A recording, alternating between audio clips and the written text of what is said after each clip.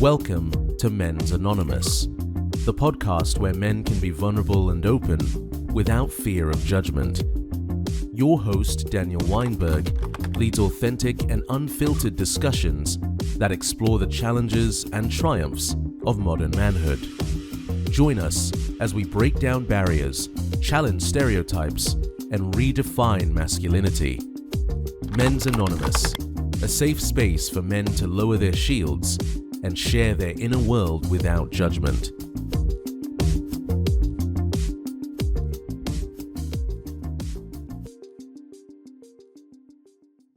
Hi.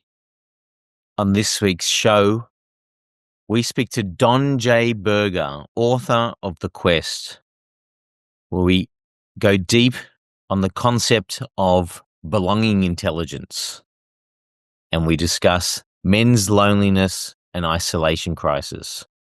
Sit back and listen to what is a very interesting conversation around what's happening with men in society today. Men's Anonymous. Hi, Don. So good to have you on the show, mate. Thank you so much for thinking about me.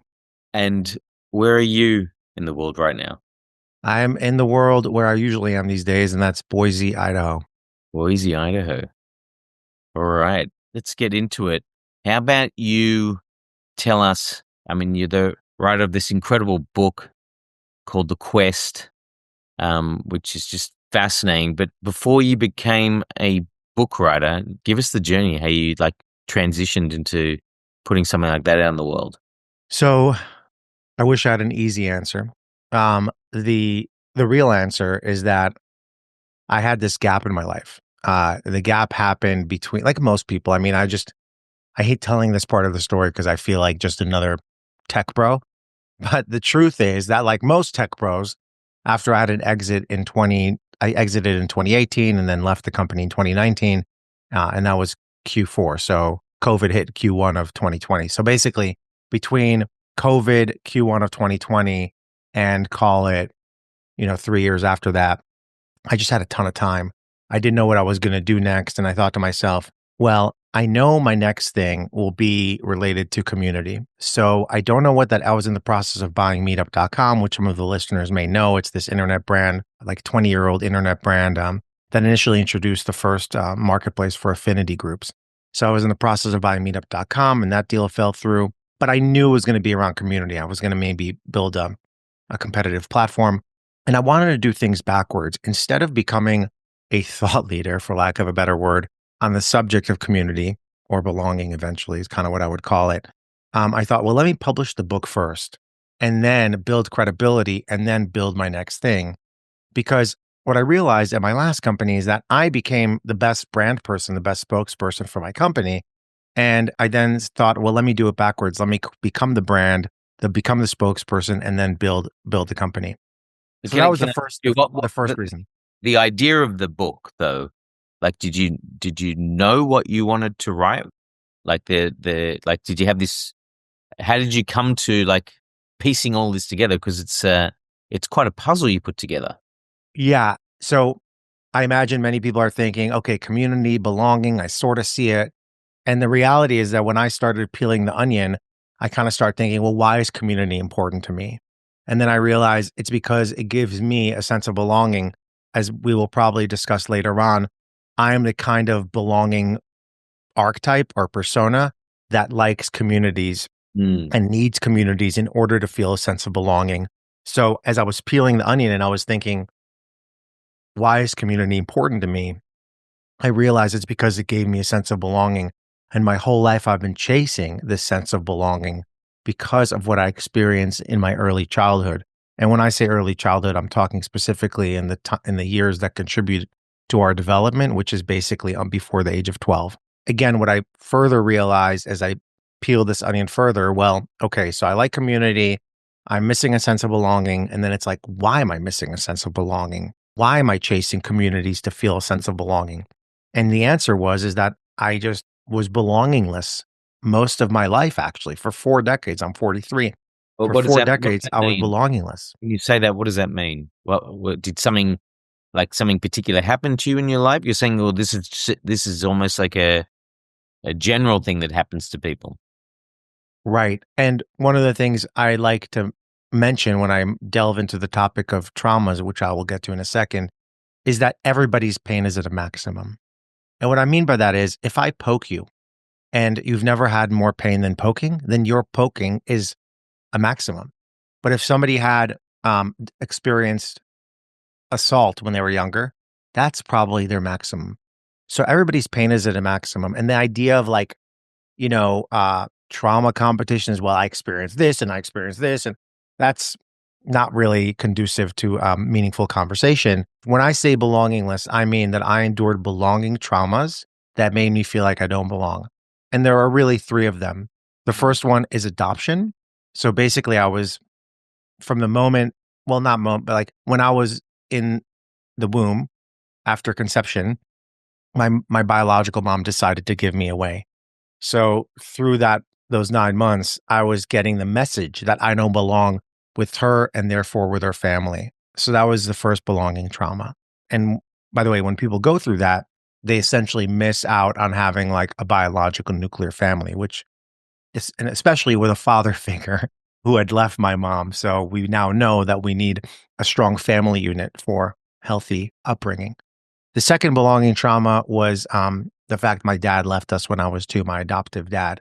And the reason why that's Say important that is again. because So your adoptive dad left you. my adoptive dad, so my parents were married. They adopted me, waited almost a decade to adopt me. By the time I came along, my father wasn't interested anymore in my mom. He wanted to go do something else. So this nuclear family that essentially I was brought into disappeared very quickly. Wow. And I was raised by a single mom.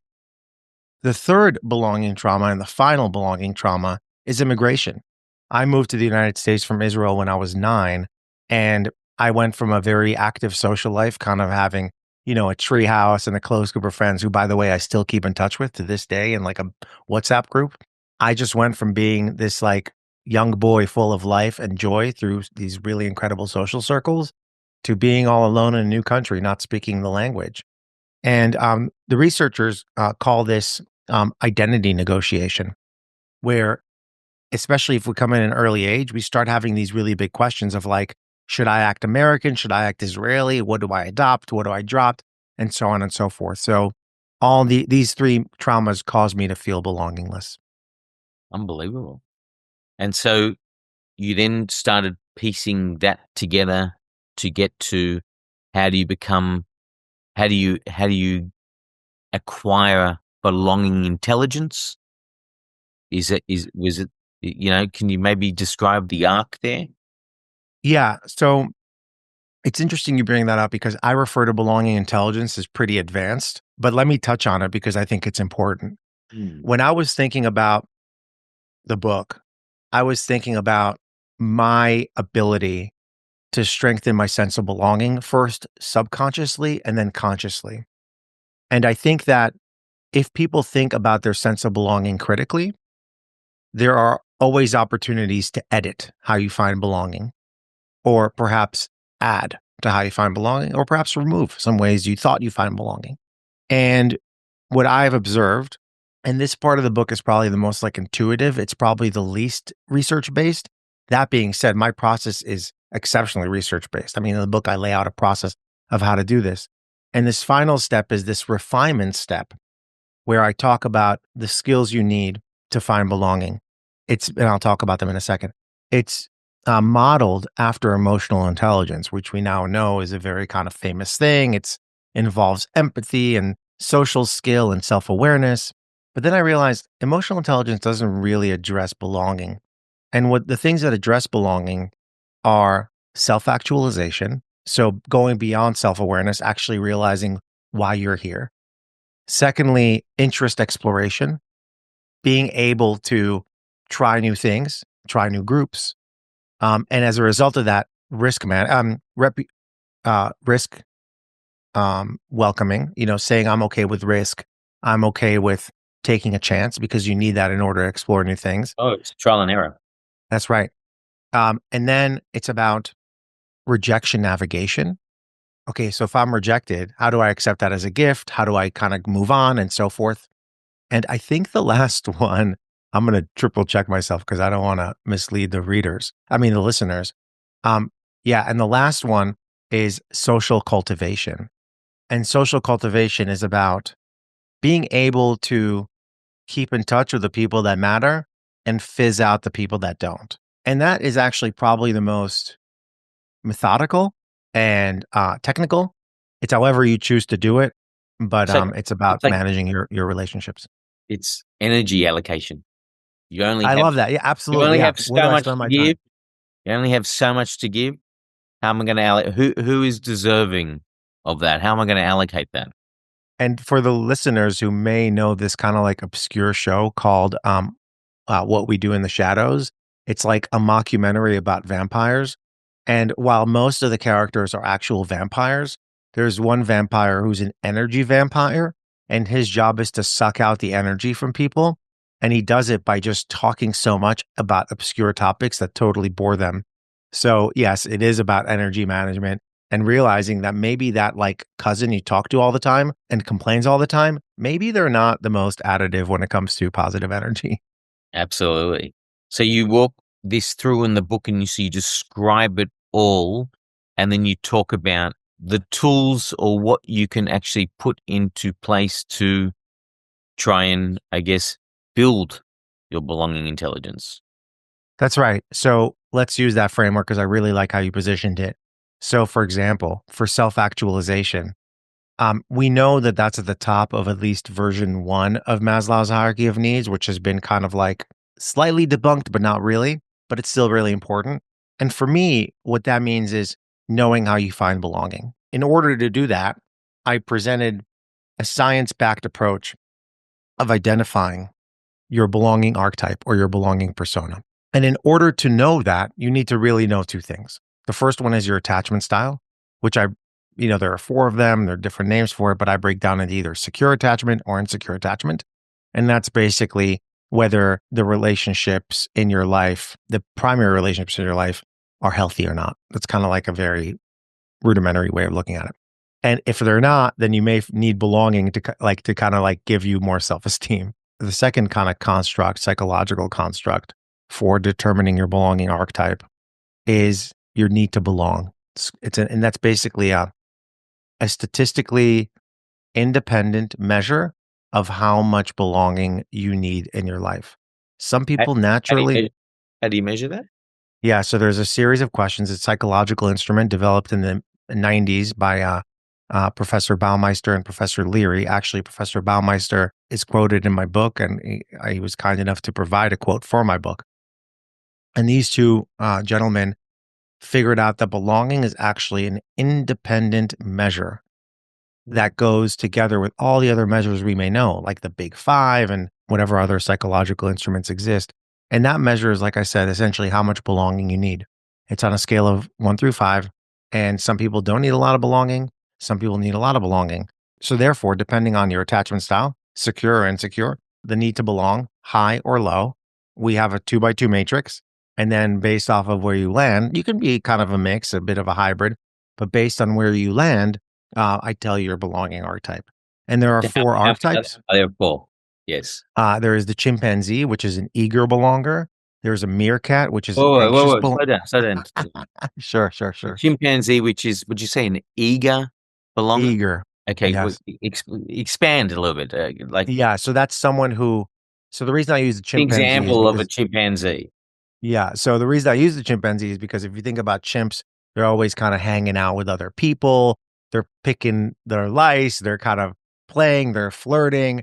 They got a big family. They're swinging from trees, They're and very that's an eager social, belonging. basically. That's right. Very social. So needing a lot of interpersonal relationships, needing many group memberships, needing But uh, can we distinguish between one that needs and one that gets a lot of energy out of or really enjoys? Are you saying that's the one and the same thing there?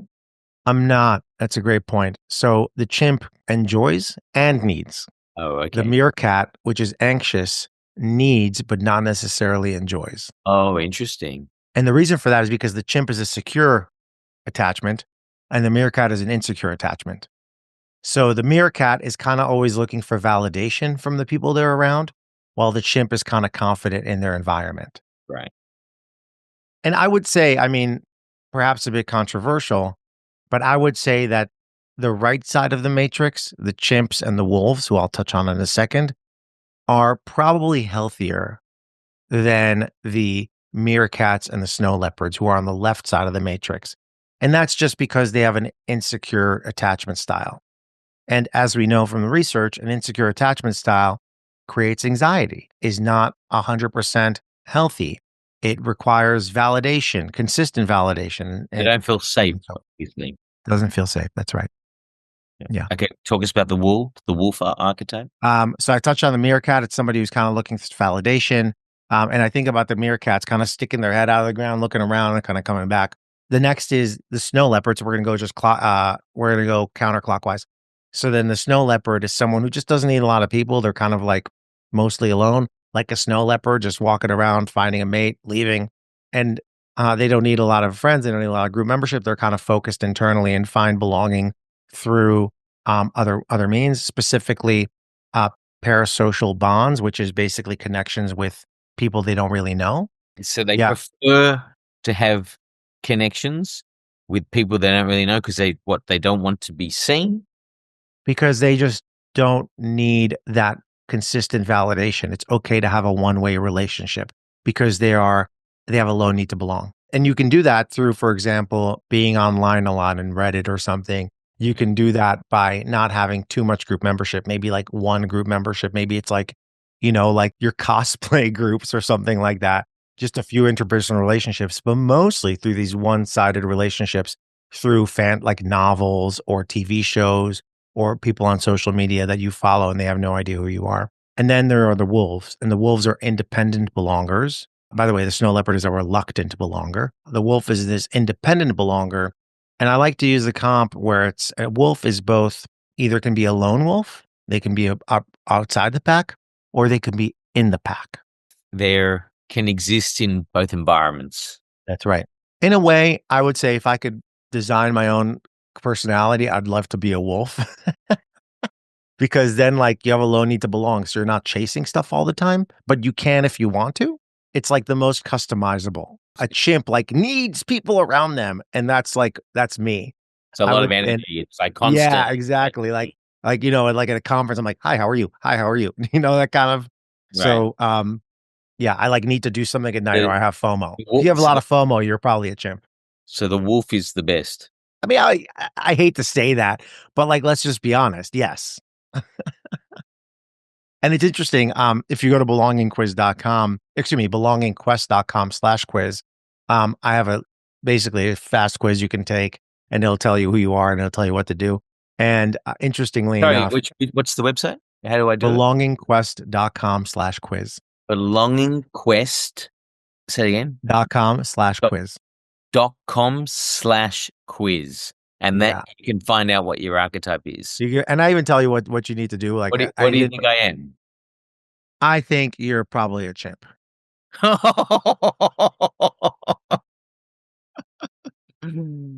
Okay. Let's see. We'll take that to the test. I mean, it's interesting because I can see the data, and most people are wolves or chimps, and that indicates they have a secure attachment. I would say there's probably a margin of error there, but it's interesting to see where people are. It is very much interesting. I want to talk about, you have written about the men's loneliness and isolation crisis. I want you to maybe explain what you mean by that and maybe give us your position on how that can be changed. Big topic, controversial topic. I'll give you an example of why it's controversial first. So I talk a lot about men. I talk a lot about straight men. I talk sometimes about white men, and I talk about men who are kind of millennials, maybe some Gen Zers, maybe some Xers. And I would say that men are in a crisis. What I refer to as a belonging crisis in my book. That's a term coined by Pete Buttigieg when he ran for president. And the reason men are in crisis is because of the positive, mostly positive changes that happen in society. And that means, the rise of feminism and the progress that's been made there, the gender conversation, and the slow systemic dismantling of systemic racism, again, positive. But as a result, as the uh, playing field has been leveled, as DEI has been introduced, I'm a big meritocracy guy, but as DEI has been introduced, sometimes activists have introduced DEI, and sometimes it's hurt society. The men in the category I refer to have been left behind.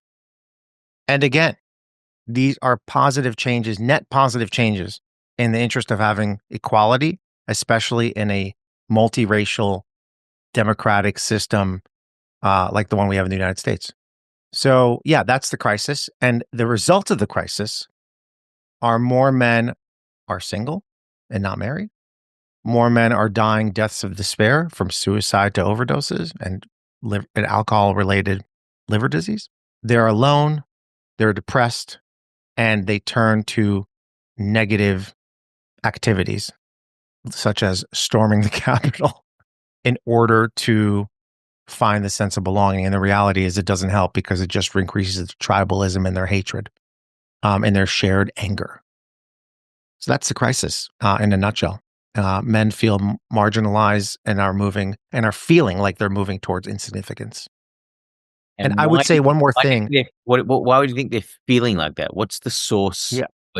Are you suggesting that the pendulum may have swung a little bit too far the other way now? So it's come to there's all this great progress that's been made, as you said, around equality being achieved across, racial divides and gender divides, etc. And in doing so, it's gone a little bit too far now, where men have been positioned a little bit as the enemy, as the source of all the problems that of why these movements had to go that way, and so they're bearing the brunt of patriarchal a patriarchal society that existed previously that's been breaking down, and then there's the association with that. Is that what's happening? I think it's a confluence of issues, and I think you've pretty much nailed them. I would say that resentment towards men, specifically, again, white straight men, as the source of many of society's woes. And again, some of it's completely legitimate, is the first thing, and it's kind of creating an overcorrection that I think will swing back. I think another piece of it is when you enjoy privilege, it's hard to lose that privilege. That's just the reality. And again, I'm not saying give back the privilege. And I'll give you an example. If you made $1 million a year and then you have this lifestyle, and I said, well, we're going to give you $500,000 a year. That's obviously for many people still aspirational, but it's really hard to accept, to see something you had go away. Now, a lot of activists would say, you deserve it. When I post about cisgendered males on LinkedIn, I get this army of woke activists coming at me. Like literally all these second and third connections. I have no idea who they are. They come at me and they say, I don't care about your problems. This is not an issue. Like, it's your time to suffer, basically. Like, seriously. And I think the irony is that this empathy they're asking men to develop, they don't have themselves. I'm not saying rewind the clock. I'm saying recognize the issue and help do something about it so that we can be a cohesive society. Because what's happening as a result of these divisions is that apart from the resentment I touched on, people are sorting. And what that means is people are moving to places where they see themselves and they're around people like themselves. And the idea is that we worked so hard on equality and civil rights that we're almost going back for voluntary reasons. Oh, you're saying that there is a movement of finding your community and moving away from being communal, but rather just finding your people and just going there and just almost isolating yourself from the rest of the community. That's right. Well, yeah. And The Atlantic and other, intellectual publications have talked about this sorting issue, which is prevalent. And you can mostly see it in. Can you give me examples of where Yeah, you absolutely. I'll give you number one example. So if you look at the data that shows people moving from one place to the other, most people are transitioning from blue states to red states. So California is bleeding people. This term political refugee has come up into places like Idaho, where I live, for example. What does it mean? What does that mean, political refugee? It means people who don't like the policies and the direction of their state's politics due to They're leaving.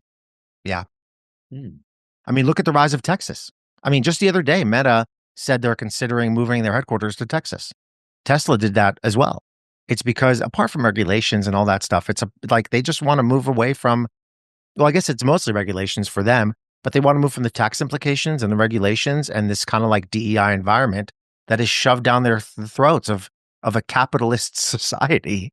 So tell me, from men's... And can I just add on that? What really is it is, and I hate to use this term, but it is a socialist agenda that's driving a lot of it, and it's veiled in equality and activism. Because if you actually drill down to the reasons a lot of folks want this stuff, it's because they would like to see more of a socialist society. And by the way, I grew up in Israel, and Israel historically has been a socialist society, a welfare state, and the United States has many socialist aspects, Medicare, Medicaid, and so on. So I'm not saying no to some of these policies. I'm saying call a spade and state what your agenda is and what your views are. Yeah, totally. I want to ask you from the men's perspective. So what I'm observing is, so there is definitely what you're referring to that's happening in the US, and US being the mecca for all of these sort of movements. Everywhere else sort of lags behind. So what I'm observing is this belonging crisis is a real thing. I've had a couple guests on my show talked about, that different locations, they're running different types of men's groups where men are coming out of the woodworks. They've never done this stuff before, and they're just joining these men's groups, and you hear the positive effects that's happening. So like the crisis is real. There are some things you can do, like start finding your community, etc. But what tools or what suggestions would you give men who are experiencing this and are a bit lost as to, what can they do for themselves? What can they put in place? This idea of finding your people and your community, it all sounds good, but I think in general they're a bit like, should I join the running club down the road, or how do I actually go about finding my community, my people, where you get to feel, like net positive, being, you're giving, but you're really getting a lot out of it. It's feeding your soul. It's helping you get out of this, this isolation crisis, etc. So what can men do? Yeah, fantastic question. The Holy Grail. And I will give you the keys without urging listeners to buy my book, but essentially my book is a guide on how to do that. In fact, it's the first guide based on my research that gives people a step-by-step process on how to find their sense of belonging. It's why the subtitle is The Definitive Guide to Finding Belonging. And unlike many of the belonging gurus, if you will, that talk about introspection and walking in the wilderness naked, literally, and like shunning the world and accepting who you are, or meditating your way to belonging, that's not the answer for the average person, okay? So I'm not going to tell you to do that. What I will say, and this comes back to the belonging intelligence we kick things off with, and that self-actualization piece, it's understanding how you find belonging first and foremost. To quote the Stoics, know thyself. And understanding your belonging archetype is the first step to knowing which belonging strategies you need to take. All right, so let's break that down then. Let's go for Archetype. Give me a couple strategies. Give me a strategy for archetype. So I have an entire index of those in the book, but there are 6 categories: interpersonal relationships, micro interactions or casual encounters, group membership, self-esteem, contemplative practices, and parasocial relationships. Interpersonal relationships are they're communal relationships. They're the relationships where there's no give and take. There's no transaction. It's maybe your parents, it's your spouse, it's your kids, it's your best friend. And Dunbar has the circles, obviously everyone knows the 140 Dunbar number, but he actually developed multiple circles that start with kind of like yourself and God, and then it moves out to, these a few people and then a little more. So that's the first one. The second one is casual encounters. These are speaking to acquaintances, checking in with folks, those kinds of things. There's even things like going to regular places, waving to neighbors, going to your local bar and knowing the barista, and so on. Those are, or running into people at work. Those are casual encounters or micro interactions. Next is group membership. And I have an entire way to select group membership. Again, it's a 2x2 matrix. It's based on the risk, whether it costs a lot of money or is hard to attend, or there is group membership, which by the way includes going to events, going to festivals where this kind of collective effervescence takes place because we're united with people. It's going to a religious service as an example. So concerts, comedy shows. So anywhere there's a crowd, even like protests. So that's another way, group membership. Next are parasocial bonds. And those are one-way relationships. One-to-many relationships. So that's either an influencer who's got a big following or an individual following an influencer. I touched on that earlier. It's relating to a character on a show or in a novel and so on. And next is contemplative practices. This is just connecting with nature. It's stargazing. It's realize you're a part of a bigger universe. And hold on, am I forgetting one? I have my book here just to always reference. And yes, finally is esteem building. And these are things that strengthen your self-esteem. It can be like wearing brand names, driving a luxury car, waving a flag. These are the things that give you self-esteem and strengthen your sense of belonging. So those are the paths. And in the book, I talk about which paths you should take based on your belonging archetype. So going back to your question, which is how to do it, it's about understanding the path, understanding who you are, understanding the paths, understanding what I call the belonging fuel tank. How much does each path give you and how much room do you have for more paths? And then it's about you applying belonging intelligence to strengthen these paths or add new ones because you need the skills to do that. And finally, it's about environmental analysis to see what you can do environmentally in order to change your context, not just the content as I discussed earlier, but the context of where you are, because where you are and all these other things, geographic location, educational background, socioeconomic, all this stuff contributes to opportunities for belonging or takes away from your sense of belonging. So that's the framework. And again, I lay this out with very helpful exercises available both in the book and digitally, and that's how you do it. Is this something you try and do on your own, or are you, like if you think you have, you're like, I want to touch on if you're struggling with belonging, if you're struggling with trying to get yourself out of this, how does that affect you in your relationships, whether it's with your wife, partner, etc.? Like how does that affect your partner choice, your partner experience, your like what are the knock-on effects if a lot of men are going through this? How does it actually affect them in the relationship? It's like their primary relationship, let's say. Absolutely. So I will first of all say that being in a primary relationship that is healthy and secure is probably best for men because it helps them live longer and be happier. That's scientific. I will also say that science also says that we need at least one social connection in order to live a longer, happier life. Again, Robert Waldinger, who runs the longest study on human social behavior, has identified, or longevity, has identified social behaviors as one predictor of that. So you're absolutely right that interpersonal relationships, specifically with your spouse, is one of the most important things to feel belonging. And one of the ways I like to describe belonging is that it's a feeling of being home. Because you're seen as who you are, you're accepted as who you are, you experience belonging, and therefore validate your sense of belonging. It's both an experience and a feeling. So going back to your question, many men, first of all, are struggling to find mates. And that's because on dating apps, for example, only the top like certain percentage get the most likes or swipes or whatever. So they're struggling. And Scott in the Galloway book, talks that's about right. it. That's why I It's like interviewed he Mr. said, like Galloway. only 10% Yeah, of the men who are 10% of the men who are in there get 90% of the hit rate, something like that. that's right. And I interviewed Professor Galloway for my book. So that's right. And I agree with him. The number one choice you can make is who you marry. And he also says, and I agree with that, the first time men feel a true sense of belonging is when they have children because of that unconditional love they experience.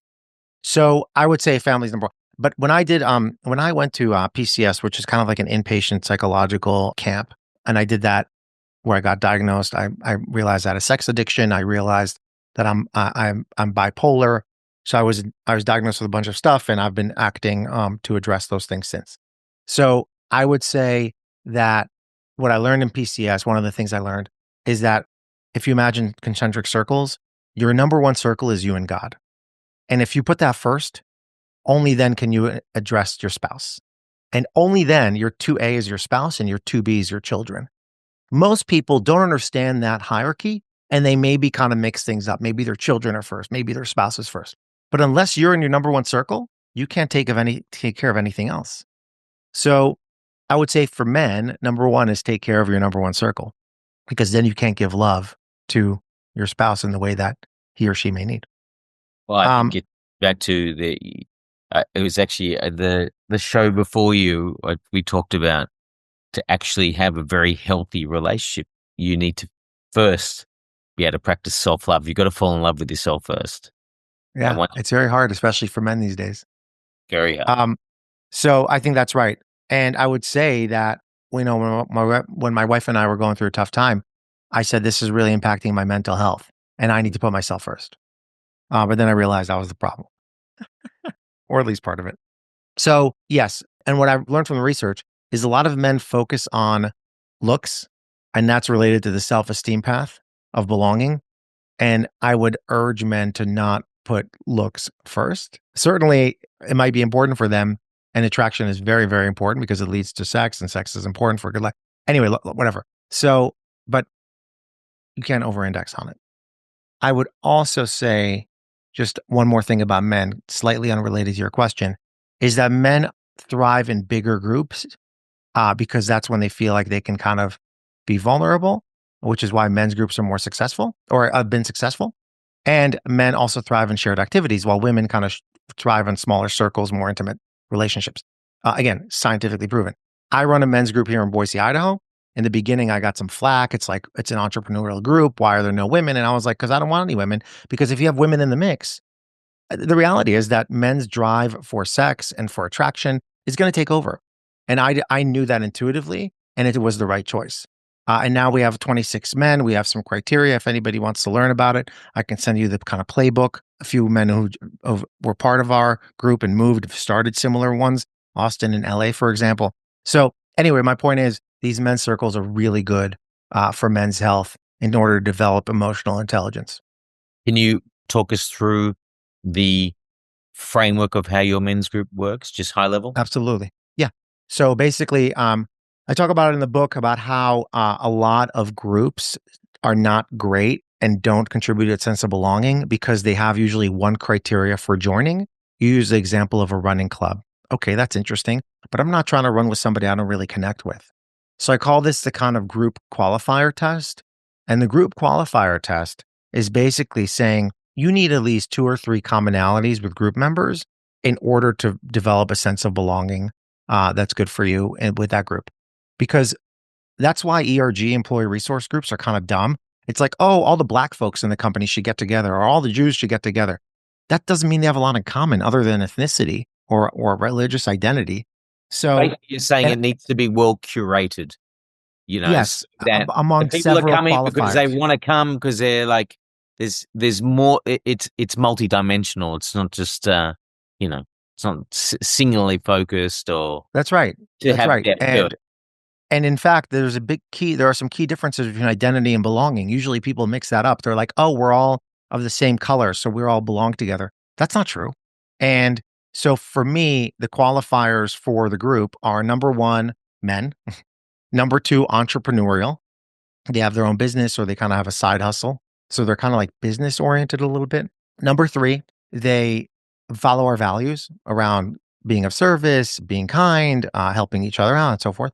They follow our values, so they believe in that stuff. And we've kicked people out who are not, they don't follow our values. And number four, they are relatively new to Boise. Right. So they have a more of an incentive to get involved. Sure. So given that criteria, we add to that some standards around attendance. You have to attend at least one meeting a quarter. We have 3. You have to be engaged on the different channels. We get engaged. You don't have to, but that's very welcome. And you have to complete a one-on-one with another member once a month because that's where relationships are deepened. And you have to follow our values. And if you don't do that, and you have to stay for the duration of the event when you attend. If you don't do any of those things, we track that and we ask you to leave. How many events a year you have? We have, I think we sometimes take the summer off, sometimes we don't. So we have 10 to 12 gatherings. And then we have some special events like a holiday party with spouses and some other things. Nice. That's cool. I mean, even the fact we're a men's group is in our name. It's called Fellas and Fire Pits. So it's very clear we exclude women. That's okay. Yeah. That's okay. And the gatherings happen outside, no matter the weather. There's fire pits all around. Their drinking is optional. There's food. So it's kind of like manly. And we embrace that. We don't shy away from it. What do you talk about? Do people? Fantastic question. Do So men there is a really open up? structure. There's a structure. Yeah. The structure is, there's about half of the 3-hour meeting is structured. And basically it starts with getting food when you get there. So, research shows that when there's food, people are a little more vulnerable. So we have some food. People can grab a drink, non-alcoholic as well. I've seen that trend, especially in our group, alcohol declining. And then we kind of circle up. We form a circle. We go around multiple rounds. First round is introduce themselves because people kind of forget there's 26 members and only about half show up at every meeting. So people forget. So introductions followed by wins. Basically, what have you like, or shout outs, who helped you over the last month, or what are some wins you had in your personal life. We then follow up with an answer to the heart warmer question, which can be something pretty deep. And that is a platform for vulnerability. And that follows with needs and leads. What do you need? What do you have to offer? How can we help? And then we wrap and by the way, the discussion around the heart warmer happens in smaller breakouts in order to really embrace the vulnerability and intimacy. And then we adjourn that portion of the meeting and it's open socializing. And tell me, from your observation and your experience, what can you say? Have you seen material impact on these men in their lives, in their relationships, etc.? Can you give me one example of something where you go, God. Hey, give me one. I don't even know where to begin. Give me So one. the way we think about our group is that it's a platform for valuable relationships. I've seen so many examples of people connecting. So let me give you a couple of examples. The first one is we have subgroups. We have a spiritual book club meeting that happens every 2 weeks around a specific book. Another one is we have an accountability buddy group where people review their goals for the year every month. We have an athletic club where people can go do shared activities together. This one is really focused on running. And then we have a doing thing group, which is whenever somebody wants to do an activity, they post it. Right now, it's a snow sports season in Idaho. We have a mountain very close. So we're like, yeah, I'm going to the mountain tonight. Who wants to go? Or I'm going this place, that place. So that's kind of like a way we connect people. But specifically, I have pretty much everybody in the group have commented about how it helped them in one way or another, whether it's being connected to someone they needed to meet for but business reasons or personal reasons, or whether it's just showing gratitude for the group because they feel a sense of belonging. So we run an annual engagement survey and look at the numbers and we measure engagement by belonging. And for example, I can tell you, I'll look at the results right now in real time of the latest survey, and I can tell you that. Well, anyway, the belonging is about, here it is. I actually haven't opened them, so it'll be in real time. On a scale of 1 through 10, please rank your sense of belonging in the group. 62% rated it a 9 out of 10. Oh, wow. And then 15% rated it a 10 out of 10. And then the next one was a 6 out of 10, and that's only 3 people. So basically, like 90% of the group says that it gives them a sense of belonging 8 or above on a scale of 10. Amazing. Well, I want to thank you. I'm going to ask you 5 questions just to finish up. But before I do, fascinating discussion. I feel like with some of the guests I have, I can just keep, we could go on for hours here. And I think I'm going to have to do some follow-ups with you, but really fascinating. I think extremely valuable. Let's say the guide that you've put together, and it's just the ability to break it down and be able to, explain it in a very, a very digestible way, but more importantly, with a whole lot of tools and takeaways of what you can, how you can keep optimizing effectively. So I think that's just great stuff, and well done. Looking forward to the next version. But I'm going to jump into the 5 questions I ask all my guests. Who would you like to say sorry to, given the chance? So as I mentioned, I'm a sex addict, and I've been in recovery now for the better half of a year. And how do you know you're a sex addict? How does one find that out? Like, what makes someone go from a lot of sex to, oh no, you're now a sex addict? Yeah. So I would say the group I've gone through many groups. Most of them have been men. I've seen only 2 or 3 women in groups. It is certainly something that plagues men more than women. And again, that's natural, biological. And to answer your question directly, I think there are several ways. Unlike other addict groups, our our inner circle behavior, in other words, the behavior that contributes to a relapse, is different for every person. So for some folks, it may be no masturbation, no pornography, no sex with self. For other people, it may even be not looking at Instagram, because that's a source of temptation for many. So abstinence is different, unlike alcoholism, which is like no drinking. So I would say people know they're a sex addict when their compulsion for sex, and there are multiple groups: Sex Addicts Anonymous, SAA; Sexaholics Anonymous, SA; Sex and Love Addicts Anonymous, SLAA; SPA, Sex and Porn Addicts. So there are many groups, and you're a sex addict when there's a compulsion for sex or sexual behavior that overrides your normalcy of human behavior. And I think also addiction is a spiritual disease, and recovery is a spiritual way of life, because you have to admit that you're powerless over your addiction and your life has become unmanageable. So that's how you know if you're a sex addict. And I'm, talking about it because nobody else talks about it besides like Terry Crews. And you want to say sorry to whom? So the reason I mention that is because step 4 of your recovery is creating an inventory of character defects. And it also includes the resentments or the poor ways you've treated people. So for me, it's many of the women I led on, because early before my sex addiction, I was a love addict. So I led many women on. And while my behavior has never crossed the line, I think that I emotionally manipulated women in ways that I regret. What are you proud of being or doing in your life? I'll give 2 answers. From a business perspective, I'm proud of selling my company. America gave me opportunity. I didn't speak a word of English. According to the SBA, which is now giving loans to Jewish-owned businesses, I'm a minority because they're treating Jews as minority-owned businesses, or Jewish founders, entrepreneurs. So certainly a minority in the United States. I don't care if people say that's privileged. I am 70% North African, so take that for what it's worth. And So that's number one, selling my company for $100 million after public school education, after immigration, and so on. And I would say personally getting married, given my addiction, given my history with women, given the many relationships I tried to have and failed, I'm so incredibly fortunate to be with in a healthy partnership with Jen. Wow, amazing. That's a great story.